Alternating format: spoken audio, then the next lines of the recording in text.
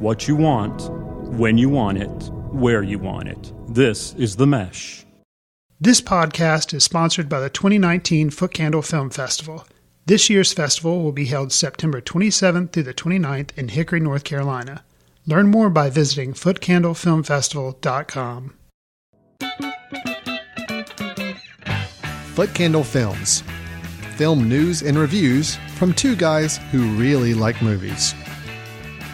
This episode is brought to you by the Footcandle Film Society.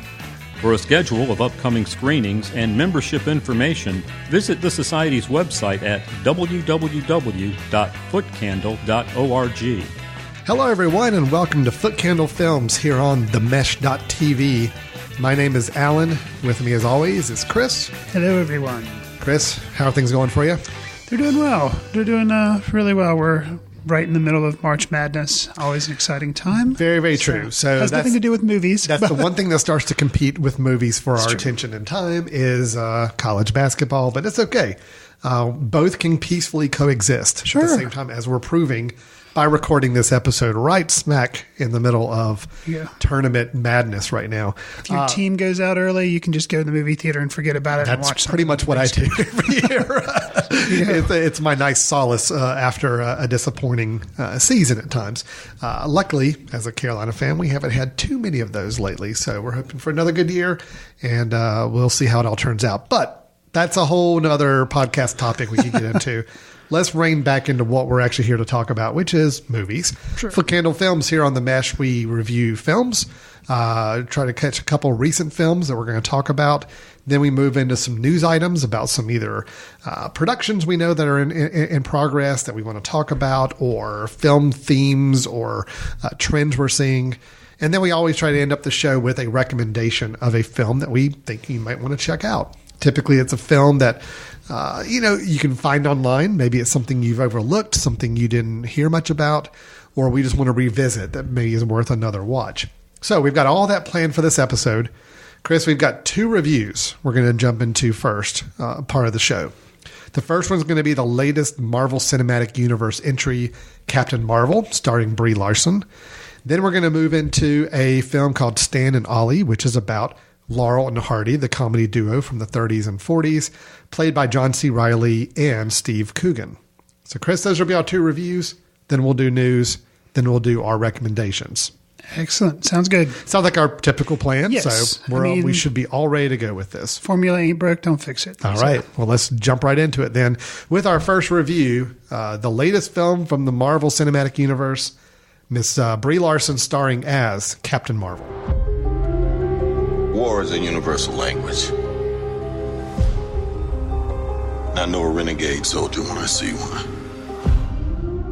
Never occurred to me that one might come from above.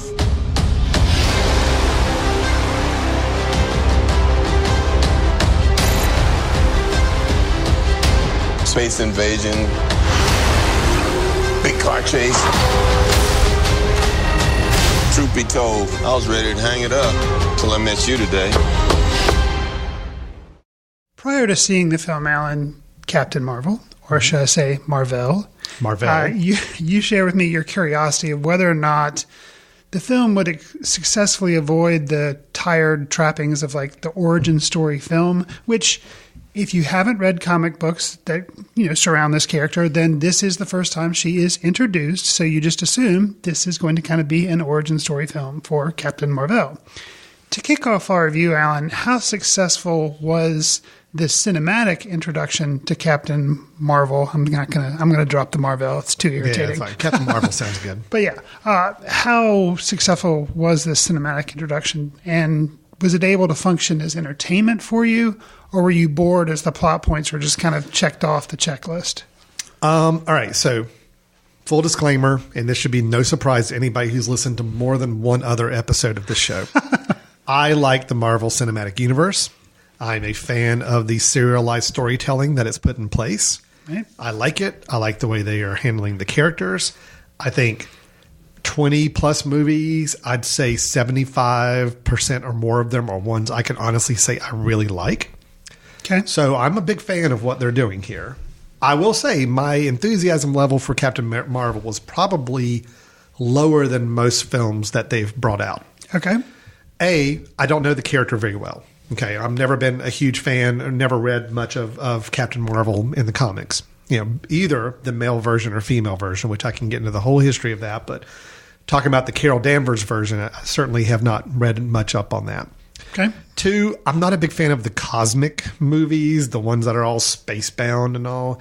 I love Guardians of the Galaxy because it did something fun with that environment. But in general, if you're going to show me a movie with a whole bunch of space stuff, that's not my favorite type of action superhero movie. So I was a little low on expectations going in. But to answer your question, yes, it is an origin movie.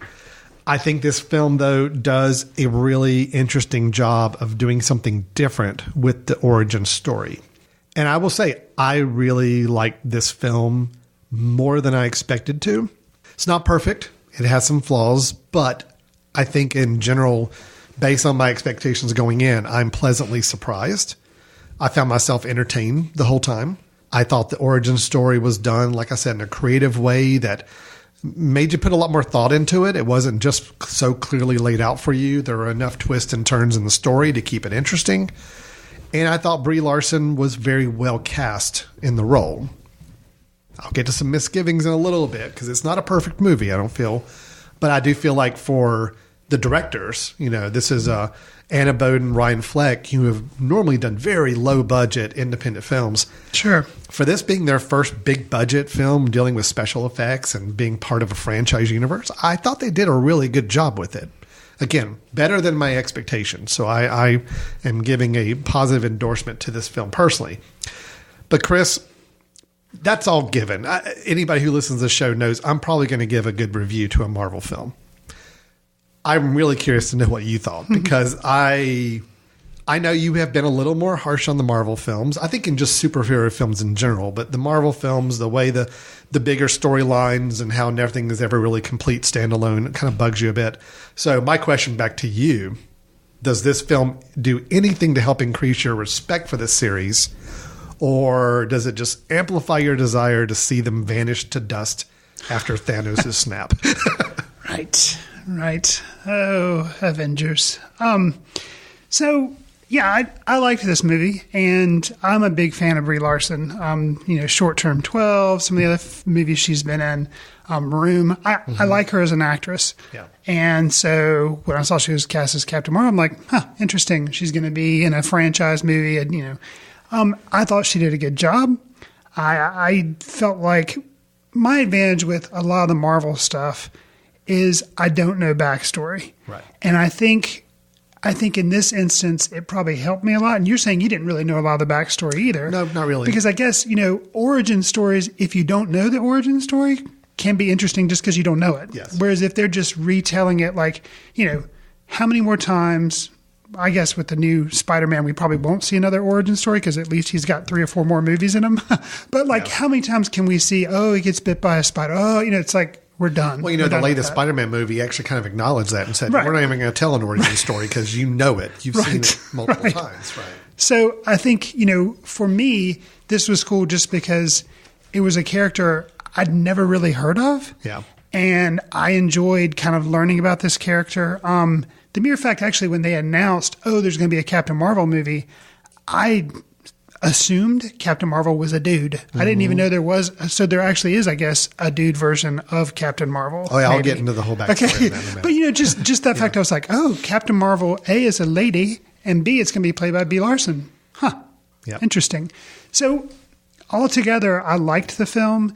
I've heard some people complain that they're a little bothered because... it's kind of a throwback. There was a gap in the Marvel Cinematic Universe where you're where we are now, and they started like in the, I guess, 80s or something. I don't know, somehow. But this is like in the 90s to where no Marvel movie technically has covered this specific time frame. So they kind of skipped around it. But people are really irritated because they kind of roll their eyes at a lot of the references. Like there's a Blockbuster Video, and they feel like it's too overly cutesy or anything. That didn't bother me. No, Granted, I guess it kind of scratches my nostalgia itch because I was growing up during that time. If you were looking for it, looking for those references and trying to find them all, you could find a bunch. But if you're, I was just trying to enjoy the environment. I think Sure. they recreated the 90s, and I felt like even they the did. use of music. I like the use of music. We'll get to that. I like the use of music for the most part. There were 3 or 4 track selections that I'm like, yep, that put me in the right mood. That worked for me. There was one didn't care for, but we'll probably get to that when you talk about music in a little bit. Okay. But yeah, the 90s references didn't bother me. I mean, it is set in the 90s. I mean, when we watch a movie that's set in the 80s, there's 80s stuff all over. I mean, you watch Stranger Things on Netflix, it's all 80s references, and everybody's cool with that. So I'm okay with it. I like the fact that, it was a flashback movie for the whole universe. We're seeing something that we know. It's the first prequel we've had to the Mar-vel universe in a way. All the films we've had have been current day. Gotcha. So this is the first one where we're seeing a whole movie That takes place in the 90s. that's kind of a prequel to what we're building up to Okay. now. Yeah, so I'll echo you on Brie Larson. I think nicely cast, and the things I do know about Captain Marvel in the comics is that she is somewhat a little on the arrogant side, a little very self-assured, a little reckless, but very, very focused and determined individual, and just a really great warrior, great soldier. I think Brie Larson plays that off really well. She gives a little bit of that cocky nature, a little bit of arrogance to her. But yet what I loved most about her performance is there's some moments where you can just tell her character is having fun. Mm-hmm. There's a couple moments in some fights. I think there's one scene where like her hands are bound by something and she's not able to use her whatever, photon blast, whatever they are. But then when they finally break free and she's able to cut loose, she kind of gives a yes, like it just goes nuts with it. I'm like, that's something we don't see in a lot of these characters, who are honestly having fun with what they're able to do. Right. And I think that was really cool. And she played that off really well. So I wish they had gotten a little bit more of the emotional side of her. She goes through the ringer with some things, some things she learns about her past and some things that come up as revelations, things that I think would kind of tear apart some people and really frustrate them and upset them. I don't know if Brie Larson kind of nailed that aspect of the character where she didn't seem terribly affected by all the stuff that was going on around her, although I think anybody else would. But other than that, the rest of her performance I thought was really strong. I would have liked to have seen a little bit more getting hit with the emotional weight of what's happening to her or what has happened to her. But overall, she played it really cool. She was trying to play it as a very strong individual. She did that. So I certainly respect that. I thought it was a really good, strong performance. How'd you feel about, we've talked a lot about Brie Larson. How'd you feel about some of the other people in the film? Samuel Jackson as Nick Fury. Ben Mendelsohn and Jude Law were also in the film. How did you feel about those gentlemen who you've probably heard their names before? Yeah, Ben Mendelsohn played the lead Skrull. Skrull were the alien race that we are seeing as the antagonists for the film. I can't say too much about his performance other than to say it was surprising, and surprising in a good way. Okay. We have a certain notion of Ben Mendelsohn we've seen in movies like Rogue One and others where he plays a very menacing bad guy. Mm-hmm. He got to have a little more fun with this role eventually, and I think it was really interesting for the film, and I liked where they took his character. So I'm high on his performance. On the same page with that. I thought Jude Law's was pretty disposable. I didn't really think he added a lot to the movie, and it was a really slight role, much slighter than I expected. Yeah, I thought he was fine at it, but just something about maybe the writing for his character, something about the way it was handled direction-wise. Yeah, I feel like, it was disposable, which was kind of surprising to me. But, Now, Samuel L. Jackson is Nick Fury. I mean, he's still playing the same character, just a much younger, a little more inexperienced version of him. But he still had that same... I thought the de-aging process on him was really... he looked like he was probably, 28, 30, 32 years old? Sure. Now, granted, part of that's just Sam Jackson. Sam Jackson just always looks younger than he is anyway. But I think whatever they did to kind of de-age him worked really well. Sure. I liked seeing a little bit more clueless, a little bit more not quite put together Nick Fury. Mm-hmm. And I thought that was kind of a fun way to see him in the film as well. So overall, I thought acting was good across the board. I thought, I think Jude Law is probably the one weak spot where I just didn't feel like that character was really done much with. So this is a pretty heavy-hitting question. How do you feel about the origin story, since that's what we're talking about here? Origin story of the eye patch. I mean, this is a pretty heavy hitting. Where do you fall on that, Alan? Are you satisfied with the origin of the eye patch, or are you dissatisfied? I actually am. Yeah, Okay. I thought it was kind of fun because you kind of knew once Nick a certain character, Nick Fury's eye patch. I'll just once a certain character is introduced in the film, and you find that Nick Fury and this new character kind of have a little bit of a bond, you kind of have an idea of where it's going to go and what's going to cause the eye damage. So I thought that was a nice touch. They kind of played with your emotions a little bit, like giving you a couple moments earlier in the film where you think something's going to be the cause of his eye to be damaged, and it turned out it wasn't. And then it was this other situation later on, which I kind of expected. So, Okay. Yeah. Yeah, I responded positively to that little diversion as well. What about the framework of the story itself? I mean, this is told, there's a lot of emphasis on memory and a lot of flashbacks. And I will say probably some very creative flashbacks too. It wasn't your traditional, I'm, Captain Mar-vel floating out in space, thinking back in time, and all of a sudden I have a flashback. Sometimes they're jarring. Sometimes it's hard to place where we are in time. There's even one scene which I thought was really cool where they're actually scrubbing her memories and narrating it as they're doing so.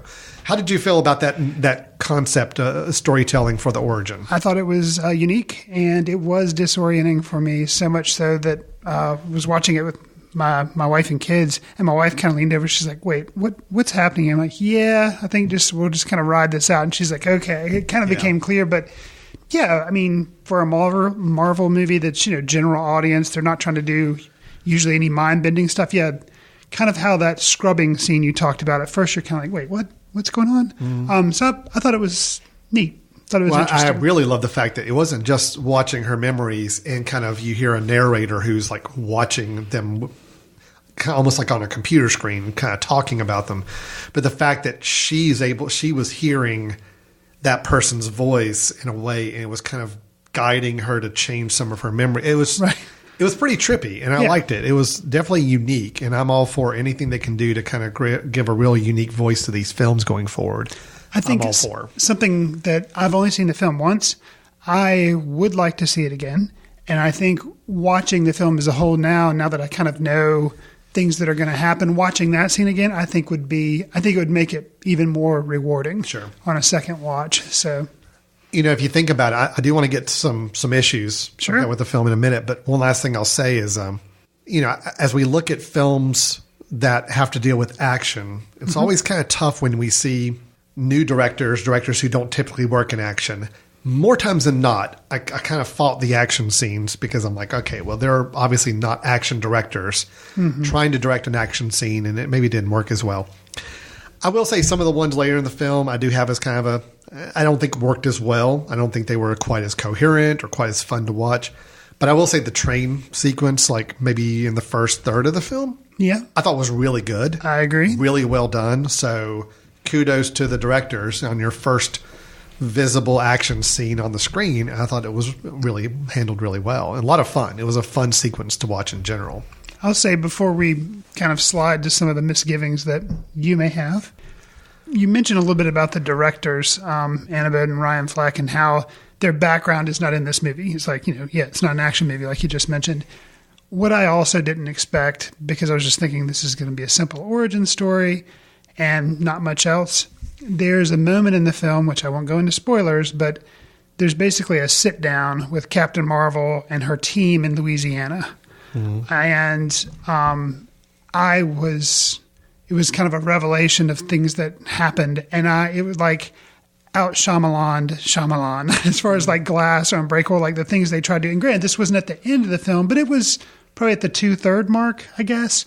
And would have never expected that going into a Marvel film. I can't think of when something like that really happened in a Marvel film or a comic book movie, really, or at least, maybe just a Marvel movie. But it really kind of surprised me, and that kind of set at that point. I was like, okay, I like the movie so far, but they kind of put it on another level because of what they'd done with the film. So very cool. I think they did some really interesting things with the film. And, I look at it from a creativity standpoint. The Marvel Universe films, I will not say not the most creative films. There's a lot more formulaic to it. They have a certain style that they kind of keep. But I would say between this film and Thor Ragnarok, Taika Waititi's movie. Those two, I felt like directors were given a little more free rein and say, all right, go do something a little more interesting with this. Don't just feel like you got to follow the same formulaic path. Right. Where Thor Ragnarok went with the humor and absurdity and just kind of over the topness of it. This film really got to play with a little more character, a little more, the high def memory and thinking flashbacks and all. It had some interesting things going on. So, Agreed. Good. So I will say a couple things that I don't think worked as well. I already mentioned the Captain Mar-vel character. I do feel like that there were some times and moments where we needed to see a little more emotion from her, given everything that was happening. Again, I love Die Hard, the action movie Die Hard with Bruce Willis. Mm-hmm. And I don't love it because of all the action scenes. I love it because the scenes when Bruce Willis, as John McClane, stops and realizes everything he's been going through, and he's on the radio with the police officer on the ground, and kind of has a little bit of a breakdown saying, all right, yeah, I'm kind of going through the ringer on this stuff, but I got to build back up my courage and get back out there. I don't ever really feel like, given all the stuff that was happening to Carol Danvers, the Captain Mar-vel character, I don't really feel like we ever got those moments. She seemed a lot more flippant about everything that was happening to her than I think any good human being would be. But again, I also know that that's her persona, is it's very strong. She's very, just very focused and doesn't let those things affect her as much. But I do feel like it causes a little bit of a disconnect with the character. I just don't feel like we got as close to her as maybe we could some other action heroes we've seen that we've admired in the past. So it's a little bit of a misgiving for me there. Okay. I will say, like I said, some of the action scenes later in the film, especially the ones inside the spaceship, were just a little disjointed, a little hard to follow, and not as well done as the train sequence was, which I thought was a great action scene. Okay. I'd agree with that. And then there was, God, this is really nitpicky, but it did bug me. The film does such a great job of playing with memories and flashing back and kind of keeping us off balance. But there's a moment where Carol Danvers finds a bar that is part of her memories. And the film, for some reason, does something I thought didn't really fit the style of the film at all. It was, she was looking around the bar, and as she's looking around, almost like these images start appearing of her back in the past, either singing karaoke or playing on the arcade game. I thought it was kind of a hokey effect. It kind of pulled me out of the film a little bit. It didn't match what they had done so well in playing with her memories to kind of do this really just very obvious, a little bit of a hokey gimmick on her almost fading in and out of those different parts of the bar, as you see. Again, nitpicky, but it's like they were doing so well with playing off this idea of memories, and I felt like that was just a little too on the nose. It didn't need to be there that way. And some of the musical cues that accompanied that part too were a little off. But did you have any concerns? Anything that didn't work for you in the film? Not really. The one thing that the cinematic battle that was in space or climactic battle, some of the stuff in the ship was okay, but then I felt like it went on a little long and it kind of got disjointed. And you're like, wait, I don't understand why that happened when it seemed like that had already been resolved. Right. And some of Captain Mar-vel flying around in space, blowing stuff up, kind of little. It was. But that's her character, I think, because in comic books she flies through and blows stuff up. And it's a relatively short sequence. I mean, it's not like a typical Marvel film where the last 15, 20 minutes is just a big CGI battle. Right. This was like a 5-minute little sequence at the end, which I thought worked because we're supposed to see the enormity of some of her power, and I thought it did it pretty well. That's basically that one part.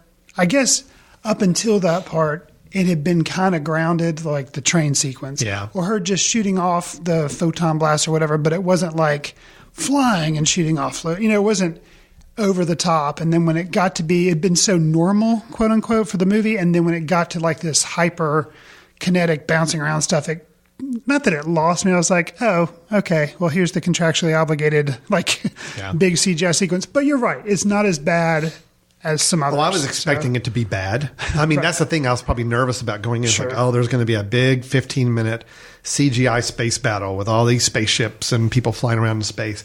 And I'm like, okay, no, this actually worked. It was a short sequence, relatively short sequence, and it had a purpose to it. So I liked it a lot. I think two other, I don't have any negatives, but I'll just state my two other quick positives really quick. Stan Lee. His cameo in this one, because it was kind of referencing something very specific, I thought was really cool. You normally get a little tired of all the cameos. I do. Yeah, specifically, I get tired of the cut scenes at the end of the movie or kind of the teaser scenes at the end, the credit scenes. I get tired of those, and I get tired of Stan Lee. I guess it helps that, he passed away and you're kind of sad. And this is like, I feel like, for me at least, this was a really good one. This combined with the one in Into the Spider-Verse were really good ones for him to kind of go out on. Yeah, no, it was a clever, thought it was a clever moment there, referencing something he did back in the 90s. It was very time appropriate with that cameo there.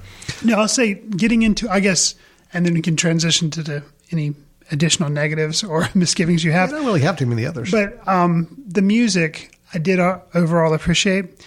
I liked, there's a scene at the end where she's coming into revelation. She's learning about a lot of stuff. And Come As You Are by Nirvana is played.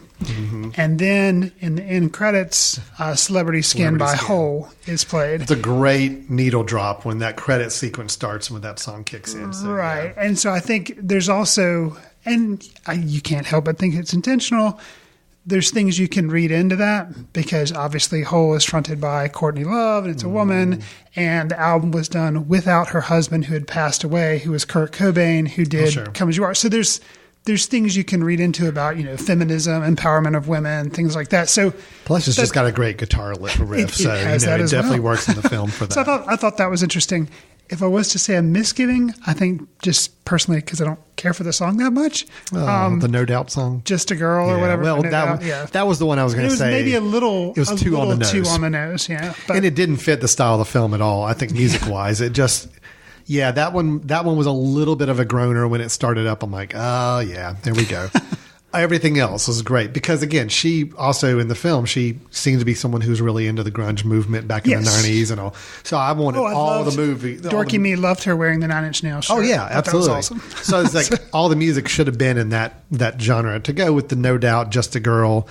During a fight scene, which was already a little chaotic fight scene anyway, kind of hard to follow, and then have that music play, that whole sequence didn't work for me as well. Same here. But overall, I will say out of all the Marvel films, if I were to sort them top to bottom, which, I have, but okay, this is probably in the top third of those films. Okay. So better than average, and not quite one of the best ones for me. Real quick, because I know it's kind of hard. What would be your top Marvel movies? Chris, I have a spreadsheet because here. I'm not going to say Captain Marvel is my favorite, but it's probably up there. Like you're saying it's in the top third. I'm saying it might be in my top 5. That's how much I like of just the Marvel ones, not the DC, but the Marvel. I only have 5 or 4 that are above it, so I guess it is in my top 5. Okay. Guardians of the Galaxy, the first one. Is that number 1? That's number 1. That's my favorite Marvel movie. Okay. Captain America, the First Avenger. The first Captain America is my number 2. Spider-Man Homecoming is number 3. Okay.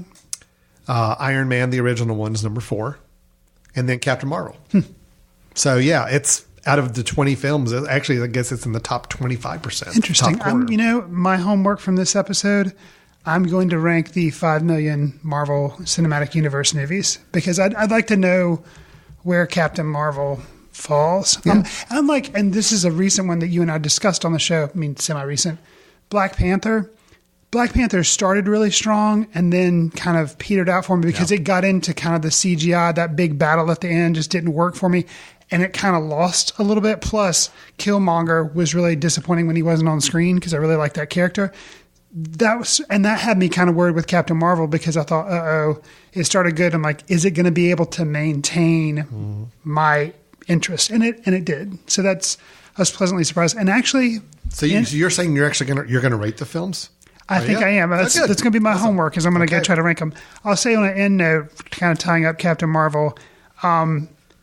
She might be the reason that I'm excited to see Avengers Endgame. That was my last question. I have seen the little I guess the new trailer Yeah. for Avengers Endgame, where it shows the meet cute between Thor, who's one of my favorite Marvel characters, and her. And yeah, I like that. I know some people, you said in the past how, at least when they play Thor as kind of a dummy or an airhead sometimes, how that kind of gets on your nerves. Mm-hmm. I like everything they've ever done with the Thor character. I love Chris Hemsworth as Thor, and I like that. So that gives me, granted, that's probably like the only sense of that we'll get in the entire movie, maybe. Well, but here's the thing, and I know we're technically reviewing Captain Marvel, and we both like it, so yeah, we're good. We won't relive Infinity War. I will say the whole Endgame, which is coming out in just another month. Yeah, like 3 it's coming weeks up from now. It's coming up. I'm generally very excited for the film. A, because it's just, it's a continuation of this whole universe, which I like anyway. But sure. B, they've got an opportunity to do something really interesting with this film. Everything, according to the Marvel people, they say everything you've seen in trailers or anything else is the first 20 to 30 minutes of the film only. In other words, they're not showing anything from the last whatever. No, that's good. Which I think is good. I'm like, I hope they stick to that, because if that's true, then that means there's a whole lot we haven't seen. We have no idea what direction it's going to go. And then if they are going to explore... we have a slight understanding considering there's Spider-Man Far From Home. See, and I think Sony, I bet you Marvel and Sony have had such heated words behind the scenes, because Marvel's done so good about not talking about anything they're doing after this film. Right. But Sony owns the rights for the Spider-Man films, and they're like, oh, well, we're still going to promote the Spider-Man movie that comes out in July. Well, he went to dust. I know. So I'm sure Marvel is really hating that they did that, because if it was Marvel's call... I don't think they would be releasing any trailers for the new Spider-Man movie until the day after the Avengers movie comes out. Right. It's like, oh, by the way, in 3 months, new Spider-Man movie coming out. Right. But anyway, that being said, yeah, Sony did kind of ruin the whole experience. Although nobody really expected that all those characters are gone, but still, it at least preserves some of that mystique to it. No, I'm excited for the film. I really am, because I think the directors, the Russo brothers, have done some really great stuff. Mm-hmm. I think the whole franchise is at an interesting spot. I kind of want to see how they're going to resolve everything. I'm kind of curious about that. But because you've read the comics, is that correct? No. Okay. I really don't. Okay. I mean, I think they had a similar storyline in the comics, but I think it went in a whole different direction. Oh, okay. So, yeah. Okay. Now, this is all going to be very new. Okay. For a lot of people. So, yeah. So that is Captain Marvel. We both were positive on the film. It may be one of Chris' top Marvel films. Maybe. And it's That's in the my top. homework. It's in the top quarter for me as well. So I think we both really respected it and like to see them doing something a little more interesting with these films, which I think they were able to accomplish in this one. Yeah. All right. Captain Marvel still playing pretty much everywhere at this point by the time you hear this. So and will be for quite some time. Probably will be until Avengers Endgame comes out. And then it'll all switch over to that one. So, sure. All right. Let's move on to our next review, which is the biopic of Laurel and Hardy, the comedy duo from earlier in the 20th century. It is Stan and Ollie. Pretty empty last night. I guess people just don't want to see Laurel and Hardy anymore. Has he been pushing you a little too hard, babe? You know, Stan. You could have said goodbye, Oliver, a long time ago. We had a good thing going, but you had this big chip on your shoulder because I did a picture with someone else. I couldn't sleep for days when they told me what you did. You're just a lazy ass who got lucky because you met me. Lucky to spend my life with a man who hides behind his typewriter? You betrayed me. Betrayed our friendship. You're hollow. Chris, in the film Stan and Ollie, I don't even know if I really need to give the IMDb synopsis of the film, but I will anyway, just for anybody listening. Laurel and Hardy, the world's most famous comedy duo, attempt to reignite their film careers as they embark on what became their swan song, a grueling theater tour of post-war Britain. So that summary tells you that, yes, it's a biopic. Yes, we are a film about two people that actually did exist. But taking a little bit of a different slant, instead of giving us the full range of their career, we really focus in on, honestly, what was probably just a few weeks of time, I think, in the film, from what I could tell, maybe a couple months, late in their career. It really was considered their swan song. They had kind of passed their peak. So they are now touring England and Britain and Europe. mainly because they're trying to build up some enthusiasm for what they're hoping is going to be a movie they're going to be doing. But also it's just a last chance effort to make some money off their routine and still stay in the public front as well.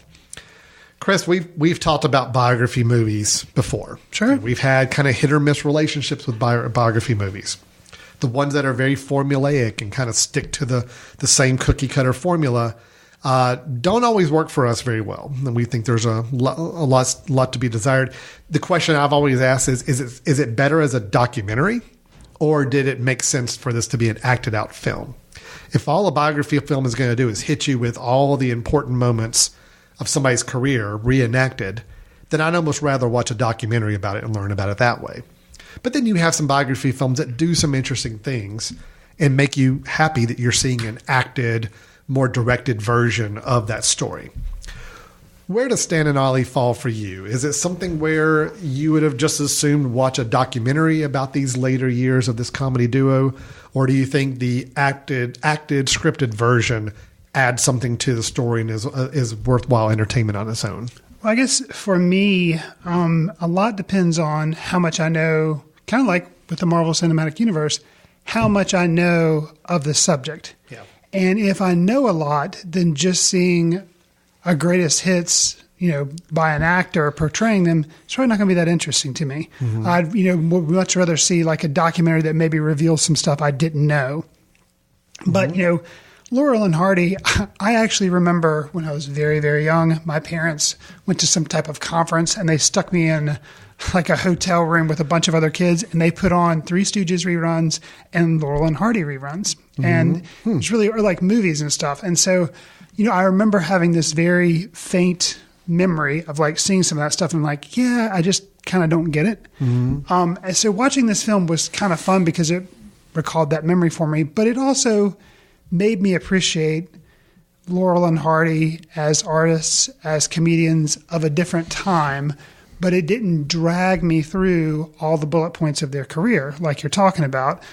The framing of the movie is like you're saying, they kind of show you a point in their career where they're doing good, and then flashes forward 16 years later and they're kind of at their swan song period. Mm-hmm. And that as a framing device, it worked for me. It was the movie, you and I just saw it last night. Some of the Footcandle members were mentioning how they thought it was kind of slow.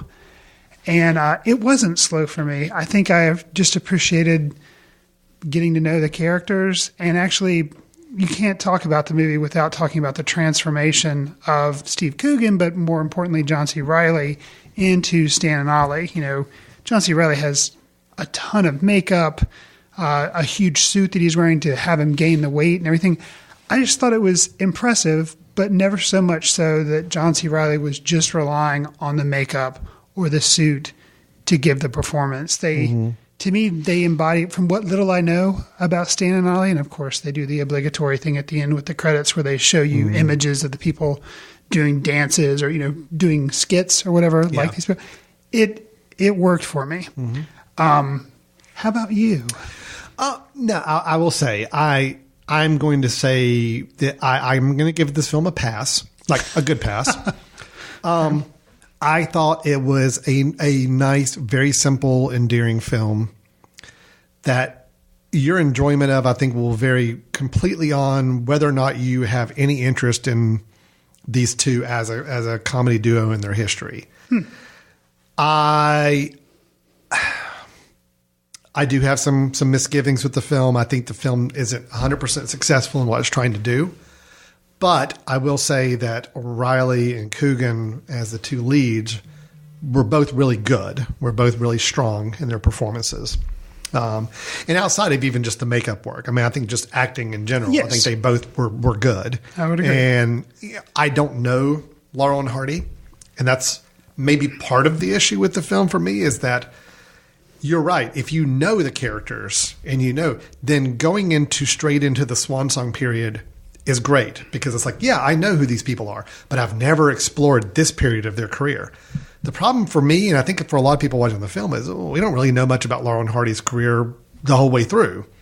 So to kind of throw us into their career for like a 10-minute intro scene and then thrust us forward 17 years, I think the film loses some of that emotional connection you can feel with the characters because you weren't there through the good and bad times. You don't. I still struggle to try to really find the core center of their friendship, and it's hinted at and it's mentioned in passing, but it's hard for me to go with them through their ups and downs later in the film if I didn't have that foundation already built. Interesting. So I'm not saying the film's unsuccessful, but I'm saying the film could have been more successful, I think, if it had done something to build up more of that emotional core of the partnership between the two of them. When we first meet them early in the film, it's truly they're just bantering about their days, about their wives, about trips they're taking. It's great. They're friends. We get that. Right. But I'm not seeing the kind of friendship yet that is going to persevere for the next 17 years and cause them to have quite the emotional connection they do later on in life. And I think the film could have done a little more to help illustrate that better for us. So, yeah, that's interesting. It's not my experience at all. Sure. Something about the way, I guess, like I said, I responded to the framing, but also, they kind of mention in the film, they show posters of Abbott and Costello, and they mention Charlie Chaplin. And there's some guy who I can't remember his name, but they're kind of mentioning he's one of the new people that's coming on the scene as far as this type of comedy that Laurel and Hardy are doing and kind of how they're being passed by. And that for me kind of took a different angle on the movie as kind of a study on fame. And instead of having somebody's downfall be because of drugs or alcohol, which they actually had apparently sworn off alcohol at this point, it's just interesting to see no, the world has moved on from the type of comedy. And I think if I had, I thought some of their bits were funny, but the problem is I've seen so many of their ideas in things like the Three Stooges or in even Looney Tunes cartoons that it's boring to me because I've seen the more recent versions of it. I haven't seen the origins of it. Yep. And I think for me, I wouldn't have been interested in seeing a lot of the progression of their routines or anything like that, because it would have bored me, but I was kind of able to sympathize with them, but yet see the audience, how I can see how the world's moved on because the type of comedy, I feel like you can only get so much mileage out of. I don't know. It was just, it was an interesting study of their friendship, but also of just the nature of fame. And then there's a lot of business transactions that don't, they're having to deal with doing PR so they can get people to their shows. And I wasn't expecting that. And I don't know. I really responded to it. I think, and even it's PG film, and you kind of know. But I appreciate the way that they show a falling out of Laurel and Hardy through a flashback, but kind of at the beginning of the film, you know that this was something significant that happened. So for me, there was kind of a melancholy over the whole film, and you kind of get the idea. Yeah, they're kind of hard on their luck. They're not as high on the hog as they used to be. And so that kind of surprised me that tone was kind of lingering for the whole movie, but there's still, some funny bits. And then at the end, how the movie resolves, I was worried that something was going to happen and it didn't. But I didn't feel too played by that. I don't know. I appreciated it without going into spoiler territory. Well, I was going to say the ending, the whole ending performance and kind of the situation around that, I thought was really well done.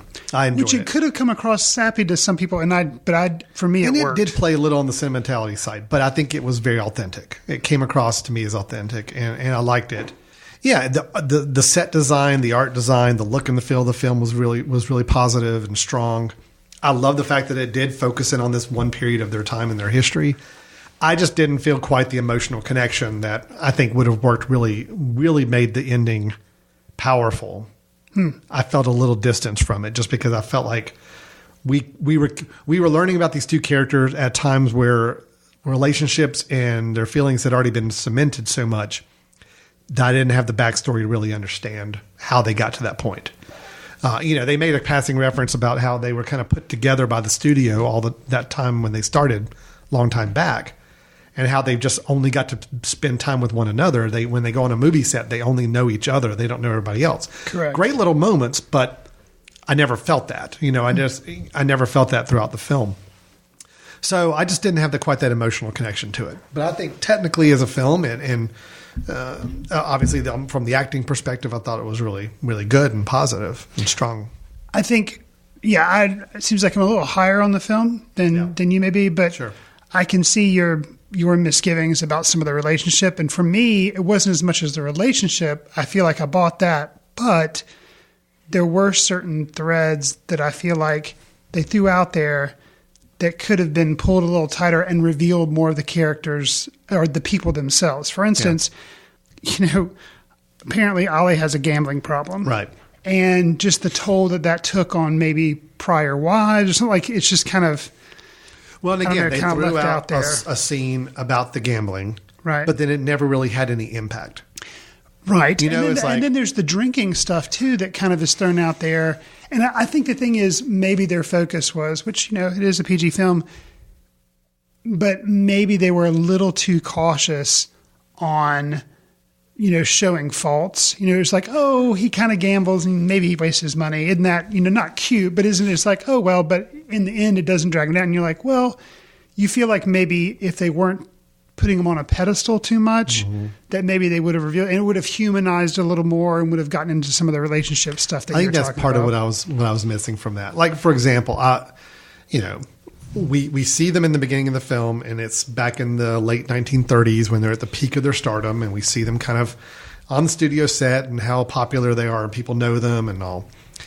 And then we see a business transaction going on that we kind of get the impression is going to have some negative effects on them. Mm-hmm.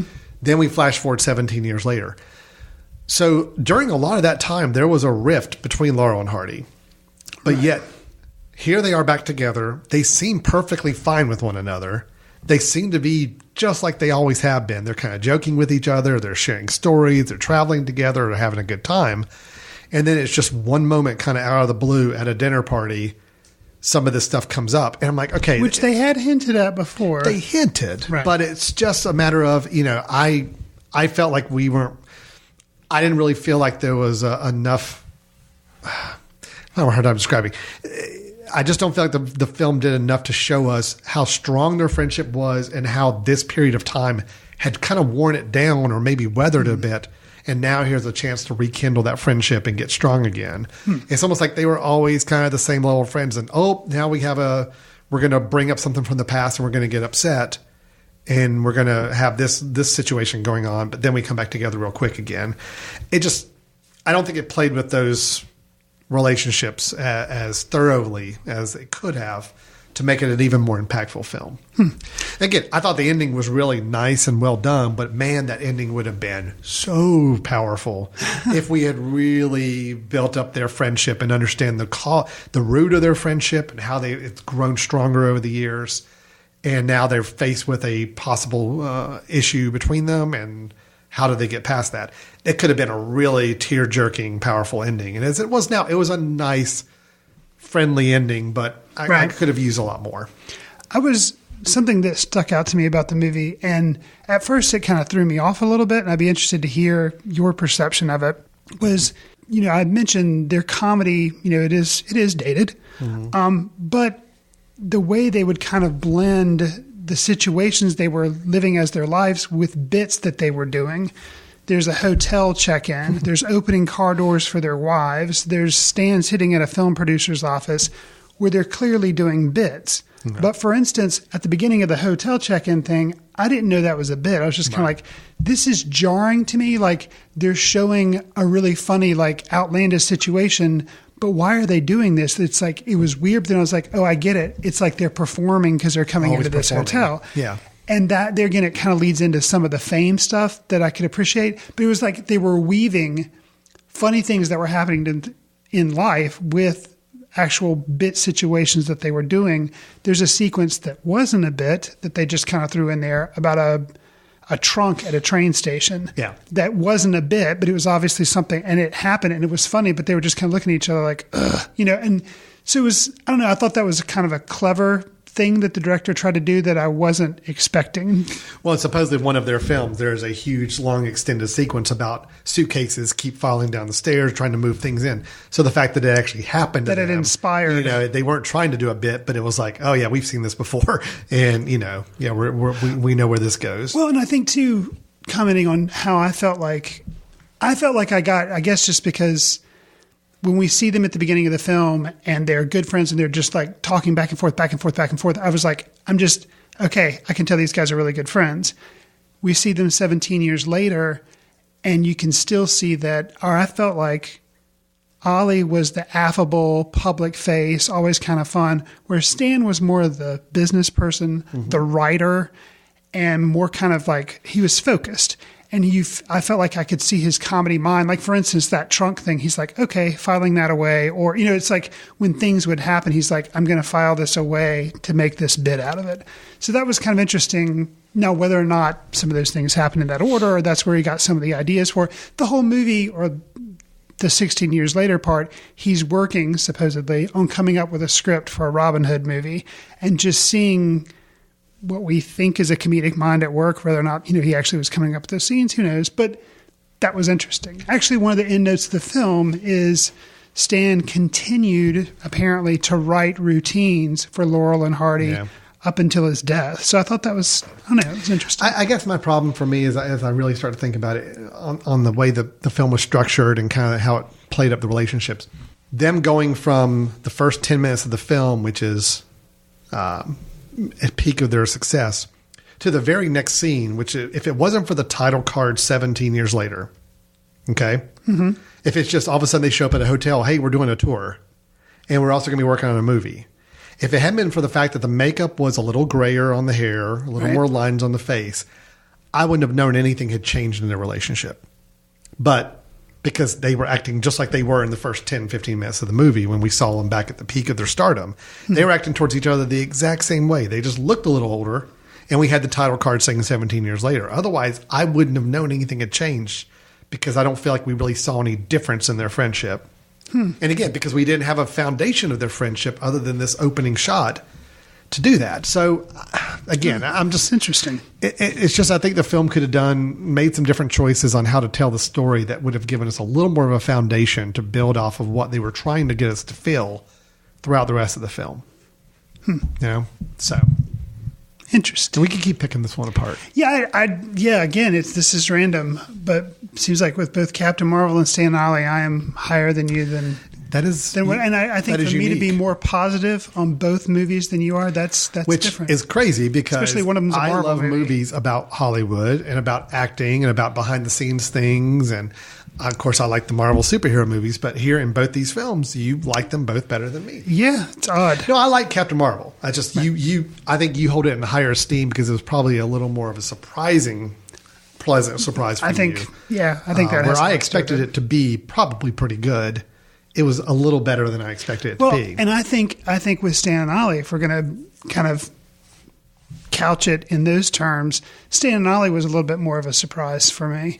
I thought it was going to be more of a traditional timeline film, or you wouldn't have the gap, the 17-year gap or 16-year gap. I thought you wouldn't see kind of the weaving of the comedy bits and their inspiration. You wouldn't see it. There was a lot going on for what I thought was just going to be a more typical biopic. Yeah. And I thought the only thing I would get out of this really were the performances of Coogan and Reilly. And I got a lot more. So I think it's all about, we mentioned before, expectations maybe, and being surprised. Sure. So. Well, it sounded like you went into both films a little lower expectations maybe than I did, and you were pleasantly surprised by both. Me, I went in with a little higher expectations on both of them, and came away feeling, okay on Stan and Ollie, and still feel better than my expectations, but they were already relatively high to begin with on Captain Marvel. So, gotcha. All right, I think we've analyzed that whole situation enough at this point. Fair enough. That's our 2 reviews for today. So Stan and Ollie didn't really get much of a theatrical run. I'm sure it'll be online before too long, but if it is still playing in a couple select cities, Chris absolutely recommends you check it out. I say, yeah, it's a good movie. I think it has some issues, but overall, I'm glad it exists as opposed to not existing as a film. Let's put it that way. So you wouldn't Thanos snap your fingers? No, I wouldn't make that one vanish to dust. I'm good with it. So. Fair enough. We're going to take a quick little break, Chris. Now we're done with our reviews. And when we come back, we're going to tackle some movie news, go over a few productions that are in progress, talk about some film projects we hear that sound interesting to us. And then we'll close out the show with each of us giving our recommendations. So stay tuned. You're listening to Footcandle Films here on themesh.tv. Hey, this is Andrew Moose from the Street Circle Drive podcast here on The Mesh. Interested in promoting your business to an online audience? Your ad could be right here. Consider advertising on the Mesh Podcast Network. Head over to themesh.tv for details. Welcome back to Footcandle Films here on themesh.tv. This is Alan and Chris with you once again as we just finished our 2 reviews of Captain Mar-vel and Stan and Ollie earlier in the show. We'll move on to movie news here in just a moment, but just want to take a quick minute to remind you you're listening to this podcast on the Mesh.tv network. We're happy to be a part of this online network. And if you visit themesh.tv on your web browser of choice, you actually will be able to see not only our show and all back episodes of our program, but you can also check out other shows that are available online for free. You can either play them on the website, or you can subscribe to any of the popular podcast audio services and make sure you get every new episode of this show or any of our other shows delivered to you automatically when they're available throughout the month. So we hope you'll check it out, maybe find out a few other shows you like and check out some past episodes as well. But we do appreciate you listening to this show and supporting the Mesh Network. Chris, as we talk about movie news, I understand you have something on your mind you want to talk about. Yeah, we've touched on it before in the past, but we've got 2 films coming down the pipeline pretty quickly here, so I wanted to kind of readdress it and kind of nail down your thoughts / my thoughts. Disney, kind of a big company. You may have heard of them. They started doing more recently kind of a series of retellings, reimaginings, some remakes, backstories of some of their animation, but they were bringing them to live action. Ones I'm talking about here are Maleficent, Cinderella, Jungle Book, Beauty and the Beast. I don't think we've actually reviewed any of those on the show, but we've mentioned them in passing. Okay, I don't know if we mentioned the Jungle Book. That's the only one that I think one of us has mentioned at some point. Okay. We talked about. I don't know if it was a recommendation or if it was or what. Okay. So then upcoming, we have Aladdin with Will Smith, which is coming out May 24th. And then we have The Lion King, which is July 19th.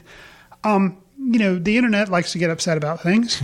No, I've never seen that happen. They get upset about how people are changing their Star Wars movies. Mm-hmm. They get upset about how people are doing their Marvel superhero movies. And don't feel left out, Disney, which, Marvel and Disney kind of same thing. But as far as animation being turned into live action, don't worry. You're going to get your fair share of flaming posts online because people are upset. Absolutely.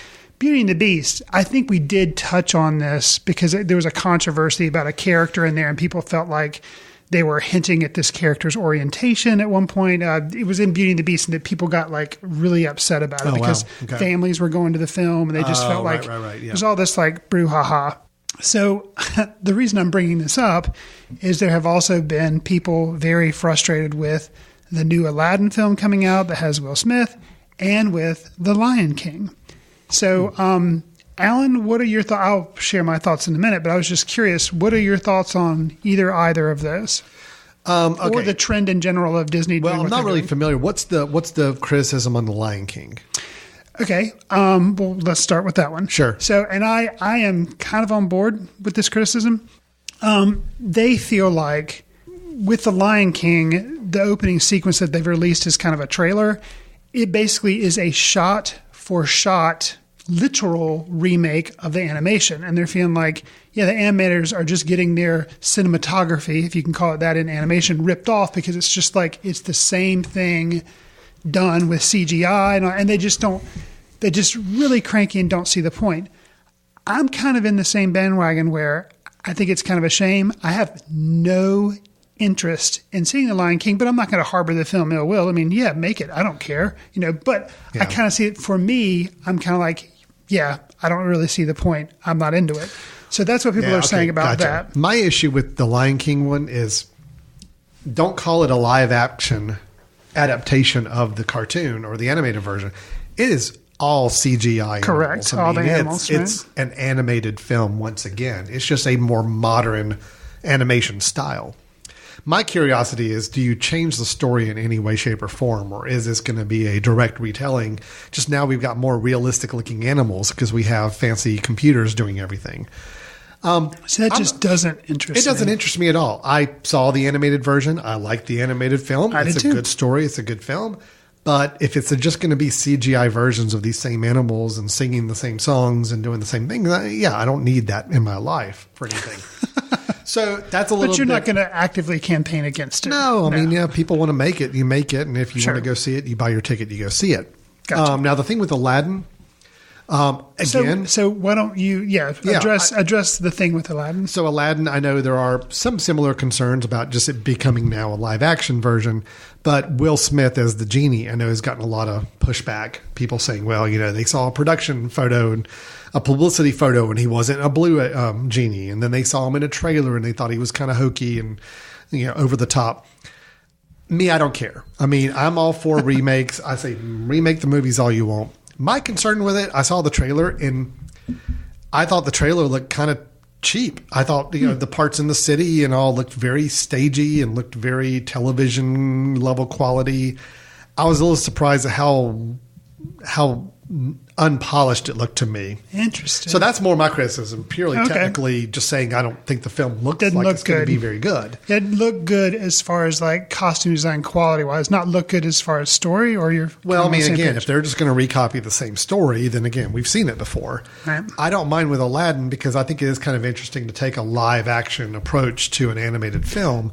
I don't have any problem with that, but the question always becomes, are you going to do anything different with the story? Sure. Because if all you're going to do is a beat-for-beat retelling, well, I'm not really that interested. Some people will probably want to take their kids and introduce them to a whole nother generation of this story. Right. But my kids are grown. I saw the original when it came out in the movie theaters, and I liked it. And I don't really have a reason to see it again unless there's something added to the film or something different about the story that makes it worth seeing. Well, I think the reason, I was saying, it's kind of, I get the criticism, I guess the upset about The Lion King. I don't really get it for Aladdin. No. Because that to me, if you're, like you're saying, you can't have, unfortunately, we're not at that stage where we've bonded with our animal partners on this earth, where we can make them act out and sing for The Lion King. Yeah. So it's like computer animated versus traditional animation. If that's the only point of doing it, to me, that is no point. Yeah. Whereas in Aladdin, you have human characters. Sure. So to make them be live action people, that makes sense to me. Granted, the genie, but having Will Smith kind of do an updated version of the genie, that kind of makes sense to me. Yeah, I'm okay with that too. I've seen the trailers and I thought, I actually don't want him to do a Robin Williams bit for bit reach. I don't either. I want him to do something different. Because I want it to be Will his Smith, own style. I don't, I like him as an actor. Haven't seen anything recently that I've really thought was awesome they did, but I know he's capable of it. And, he started off doing comedy and stuff with Fresh Prince of Bel-Air. So I think there's potential there. The whole blue versus not blue, that's kind of a random thing. I think we run into, unfortunately, and it's the internet. You take the good with the bad. For all the 90+% of good on the internet, you've got to take the 5 to 10% bad. Right. And part of it has really hit the movie industry where this whole idea of people posting photos or pre-release looks at films and people making snap judgments based on that information, I think is really damaging. If you look at a production publicity photo 9+ months before the film comes out and you see a character and the character doesn't look the way you expect him to look, and people just you go rail about it, that's ridiculous. Now, if the movie comes out and you go pay your movie ticket and you sit down and you watch the movie and you feel the character was not represented the way they should, then by all means, go online afterwards and say, I did not like this portrayal of this character. But to base it off of a photo released early or early trailer looks or whatever, I think is so prejudging and it's really damaging. I think part of the problem is we start promoting these films way too early and we give so much time for the internet to fuel all the fans of all the flames that they want to. And it's really tough. Sure. I would love it if films were introduced 60 days before they were going to hit the theater. It's like, hey, by the way, here's a trailer for a film coming out in 2 months. And just give them a short little window of time for people to get all their angst out there. And then at least they see the movie.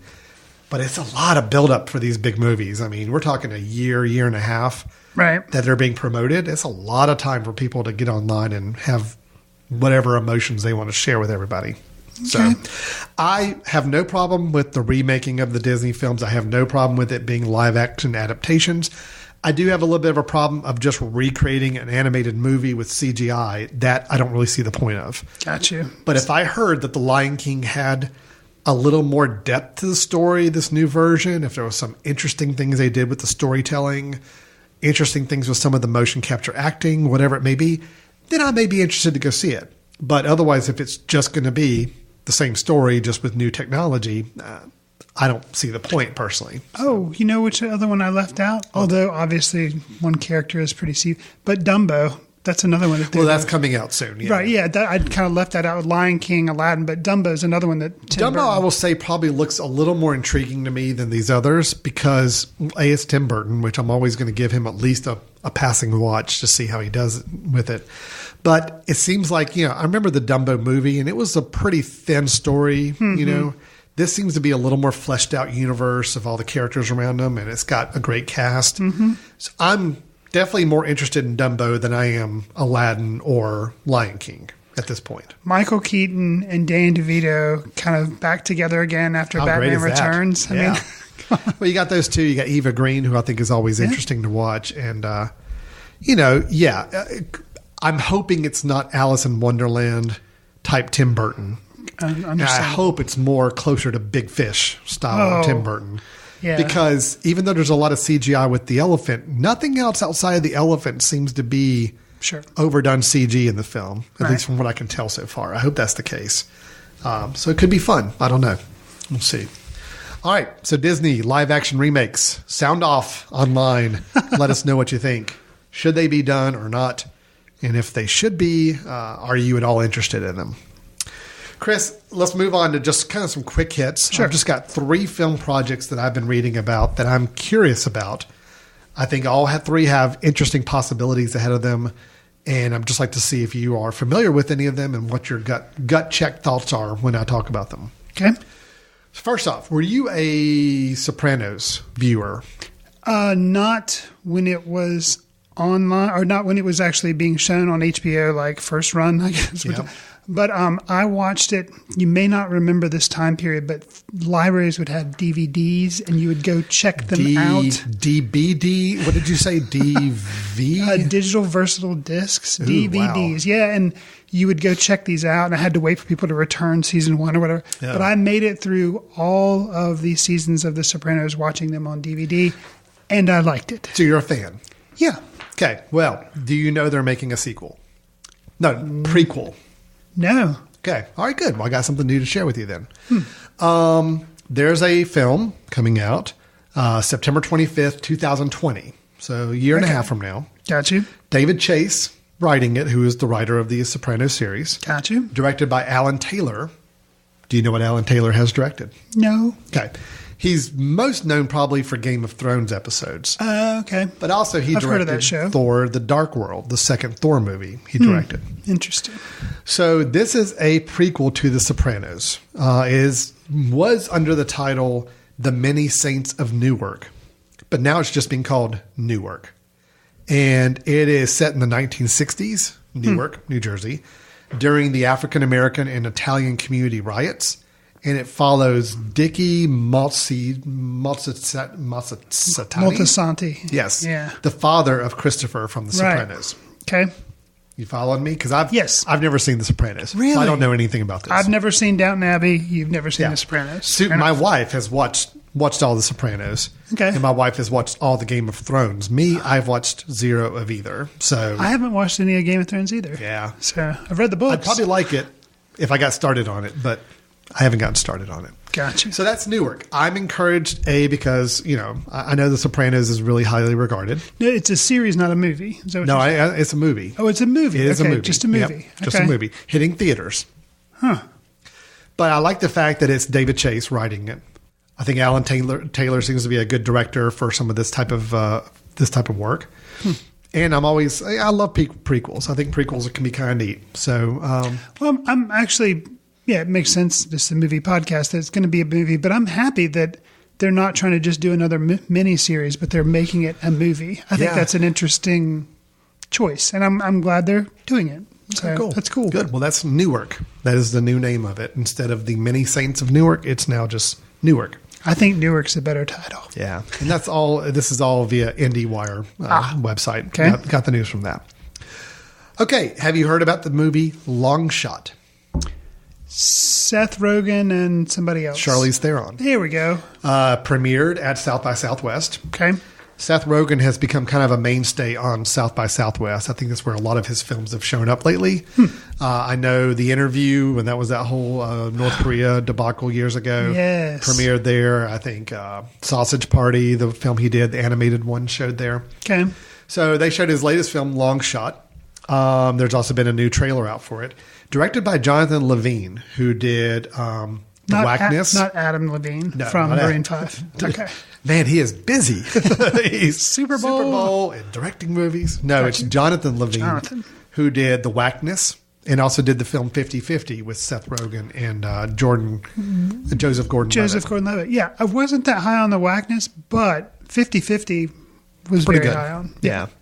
So Long Shot's a comedy starring Seth Rogen and Charlize Theron. Now, Charlize Theron has made some movies that have lighter comedic moments. Thinking like Tully, thinking like a young adult, but generally speaking, are still more dramatic. She's also made Monster. That's right. The only thing I know that I can think of that she's done that was truly comedy was she had a guest stint on Arrested Development for like part of a season. Okay. That's the only thing I can recall her doing that was truly just meant to be funny or lighter. This film, though, sounds interesting. It's a Seth Rogen plays a journalist, and Charlize Theron plays Charlotte Field, who is one of the most influential women in the world, who's going to start running for president. And so the two of them working together, she hires him as a speechwriter, and the whole fish out of water situation for him kind of being in her world. Okay. It is a little bit of a romantic comedy between the two. It's gotten some good feedback. Supposedly it played really well at South by Southwest. Okay. So I personally, I like Seth Rogen. I think anything he does, I'm generally going to be a little interested in. Charlize Theron, I think, is a very talented actress. Would be very happy to see a lighter, more romantic comedy from her, and just see how that goes. Yeah. So, any thoughts you've got? When does that come out? Long Shot? I don't know. Maybe this summer if it was at South by Southwest. Maybe sure. Let's go with summer. Sure. Yeah, I'm interested to see that. Yeah. All right. So Long Shot. I'm kind of curious about that film. Then the last one is probably the one I'm the most curious about. I'm a big fan of Danny Boyle as a director. Okay. As am I. I like most all of his films. Okay. And I've seen all but maybe one of his films, I think.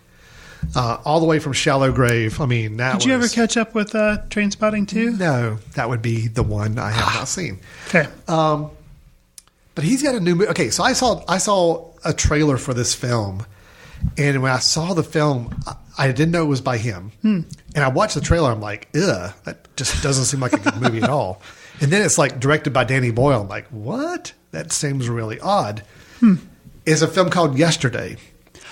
That's directed by Danny Boyle? There you go. That's the response I'm talking about. I know the whole premise behind it. Yeah. And I was like, interesting. Yeah. But it just like kind of weird. Really odd, high concept film, but it's Danny Boyle. Yeah. That is weird. Well, go ahead and explain what the concept is. So it's a rock comedy called Yesterday, and it's been selected as the closing night film for the Tribeca Festival in May. Oh, okay. Scripted by Richard Curtis, and it stars Himesh Patel, who's from a show called The EastEnders, which I've never seen on BBC. I have not either. A struggling singer-songwriter in a tiny English seaside town whose dreams of fame are rapidly fading despite the support of his childhood best friend, played by Lily James. Well, I like Lily James, so that's good so far.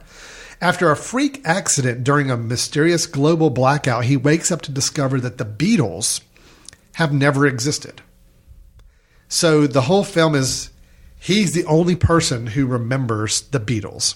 And all their songs. Right. So he becomes famous by performing the Beatles songs because nobody's ever heard them before. I think it's a fascinating concept. Fascinating, but can it sustain a whole movie is what I'm really curious about. Kind of like the Groundhog Day premise. I think if if done right, it could be amazing. So who knows? But it was interesting when I saw the trailer and I'm just like, that's an odd little film. And then I saw Danny Boyle's name attached to it. I'm like, I had no idea that was What's his. interesting, though, is normally when a Danny Boyle film comes out, that's the first thing you know about. Here's Danny Boyle's latest film.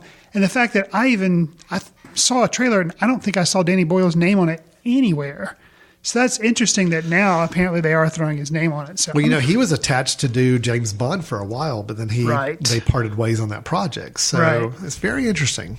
I'm very curious about the film. High concept film. It's either going to work beautifully or it could be really, really ugly. I don't know. But I like Lily James. I think she's a really interesting actress to follow right now. I definitely like Danny Boyle. I like the Beatles. Yeah. So, do I. Let's see where things go. Could be very interesting. I was curious, and now I'm even more so because Danny Boyle's involved. Yeah. I was the same way. Honestly, I think I saw the trailer, didn't register Danny Boyle, and then when I saw it online or saw his name attached to it, it was a genuine surprise. So, it's great. So that's 3 films I'm curious about that I think we'll be seeing. Well, with Long Shot and Yesterday, we'll be seeing them this year. Yesterday will probably be summer, early fall. Long Shot, I think, maybe be the same time frame. Okay. New Work will not be till 2020, but that was an interesting project to get ahead of. So that's our news section for the show. What we're going to do now is kind of finish up with our last section where Chris and I both give out a film that we want to give as a recommendation, something we've either recently caught up with, something we revisited on our own, or maybe just slipped under the radar and we finally had a chance to catch up with it and want to talk about it. So, Chris, what do you have to share with us? So I'm going to recommend a movie from 2010 called Incendies. And the storyline is a mother's last wishes send twins, Jean and Simon, on a journey to the Middle East in search of their tangled roots. Incendies tells the powerful and moving tale of 2 young adults' voyage to the core of deep-rooted hatred, never-ending wars, and enduring love. Now, you hear all that, and thank you, Letterboxd, for that description, but you hear that and you're thinking, this doesn't sound like the type of movie Chris would normally recommend. It is subtitled, so he's got the foreign thing that I do that sometimes. It's by Denis Villeneuve. Oh, this was his first film, right? Or second film, maybe. The one before he did Prisoners. Correct. Okay. And so I'm not sure where it falls in his. It's definitely an earlier film. It's 2010. It was before he became kind of known as a director here. Right. So, and before he started going down the science fiction rabbit hole, which I'm glad he did because I loved Blade Runner and I liked Arrival and I'm pretty sure I'm going to like Dune. Yeah. But that was kind of why I visited or watched this film for the first time because I was kind of curious.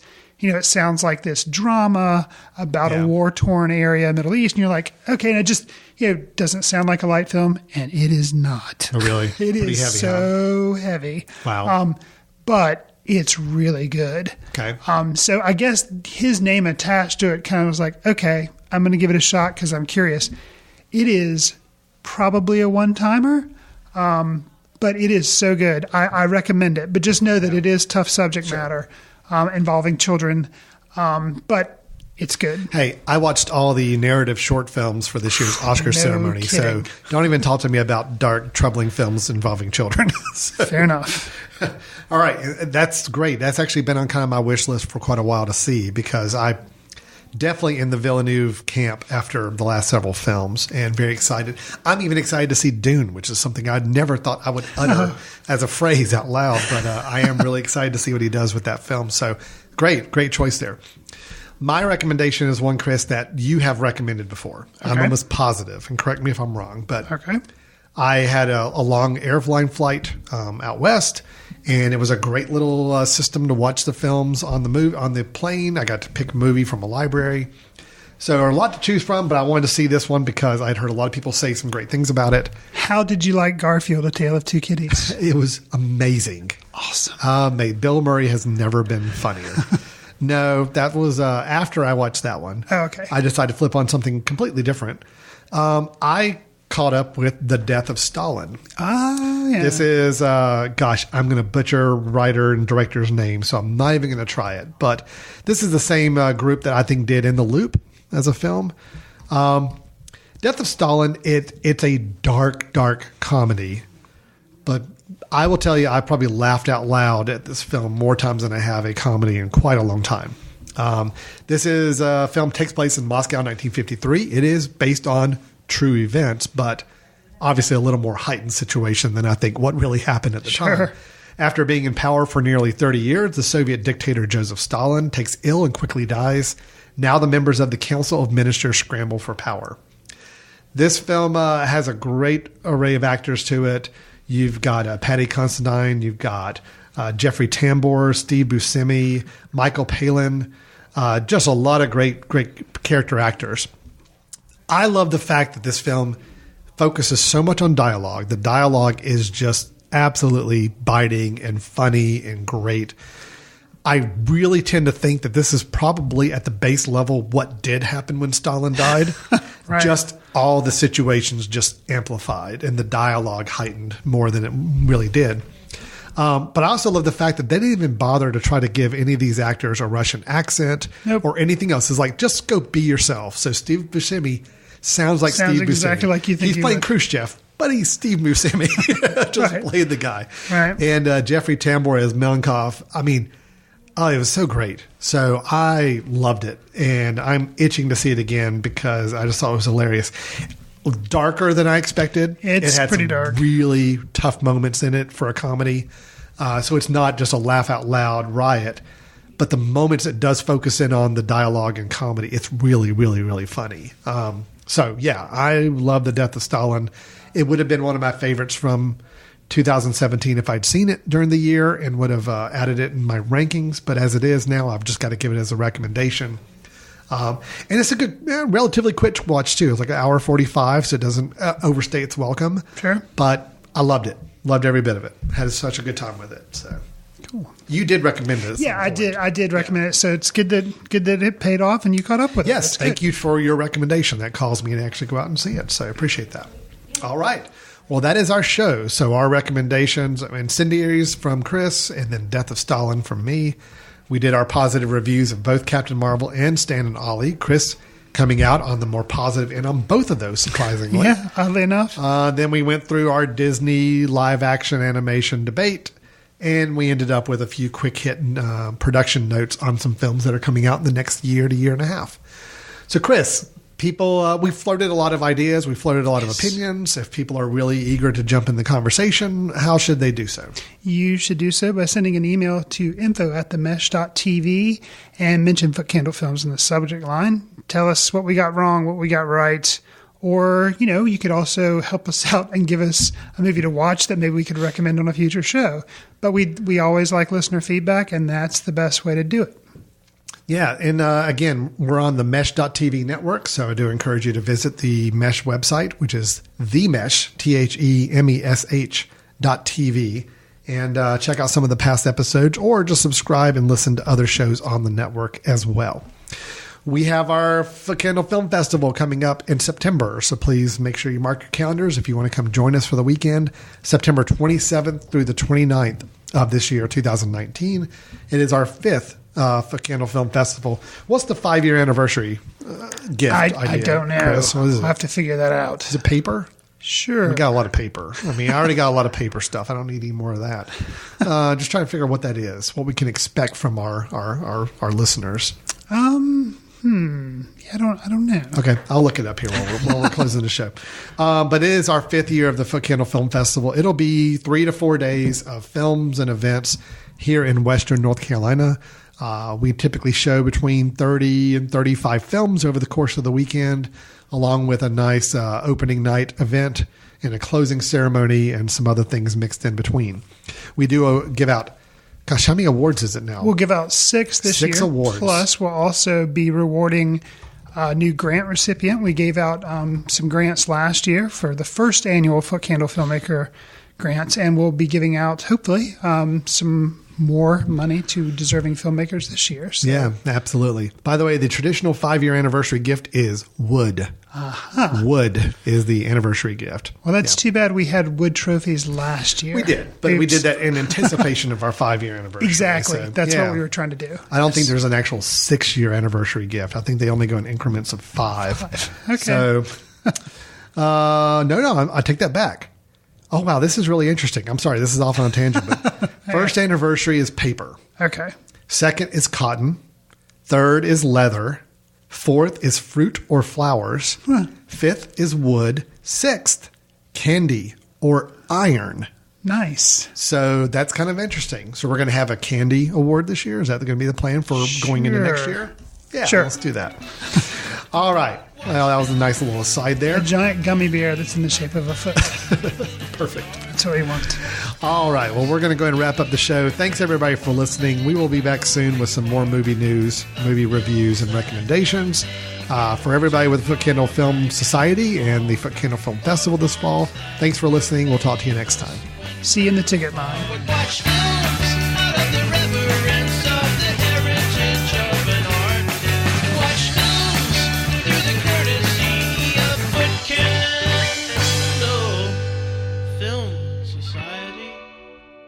Special thanks to Carpal Tuller for the show theme music. For more about Carpal Tuller, visit www.carpaltuller.com. You've been listening to The Mesh, an online media network of shows and programs ranging from business to arts, sports to entertainment, music to community. All programs are available on the website as well as through iTunes and YouTube. Check us out online at themesh.tv. Discover other network shows and give us feedback on what you just heard.